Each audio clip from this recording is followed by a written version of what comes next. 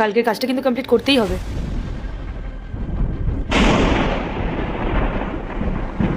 এই কি করছিস তোরা এখানে? গাড়ির ভেতর থেকে চুরি করার ধান্দা, তাই তো? না না স্যার, এসব আপনি কি বলছেন? আমার স্বামী চোর নয়। তাই নাকি? চোর না হলে এভাবে গাড়ির মধ্যে উকি মারছিলি কেন?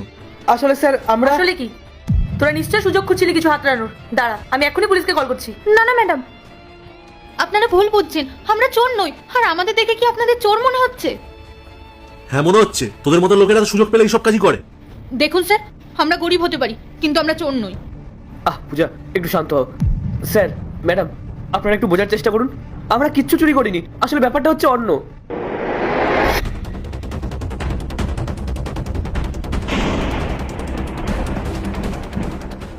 কি গো, দেখো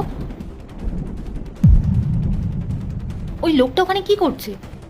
সর্বনাশ, ও মনে হয় নিঘাত চুরি করছে। এই চলো তো গিয়ে দেখি। এই এই কি করছো তুমি? চুরি করছো কেন? ছাড় ছাড় বলছি আমাকে। ছাড়ো মানে? দাঁড়াও, আমি লোকজন ডাকছি। হ্যাঁ হ্যাঁ, লোকটাকো লোকটাকো। চোর, কে কোথায় আছো? চোর চোর চোর। চোর চোর, যা পালিয়ে গেল।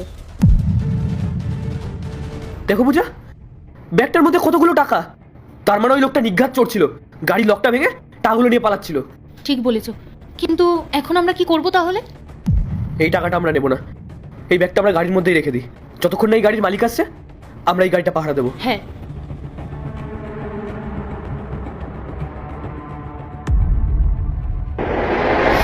স্যার আমরা চুরি করতে আসিনি, চুরি তো অন্য কেউ করতে এসেছিল। এই দেখুন, আপনার গাড়ির লকটাও ভেঙে দিয়েছে। আমরা চোরকে দাঁড়িয়ে ওই ব্যাগটাকে বাঁচিয়েছি। ম্যাম, স্যার আমরা এই শহরে নতুন এসেছি, আমাদেরকে এখানে কেউ চেনে না। আমরা চাইলেই এই ব্যাগটা নিয়ে পালিয়ে যেতে পারতাম, কেউ আমাদের ধরতে পারতো না। অথচ আপনারা আমাদের কোনো কথা না শুনে আমাদের চোর অপবাদ দিলেন, আমার স্বামীকে ধাক্কা মারলেন।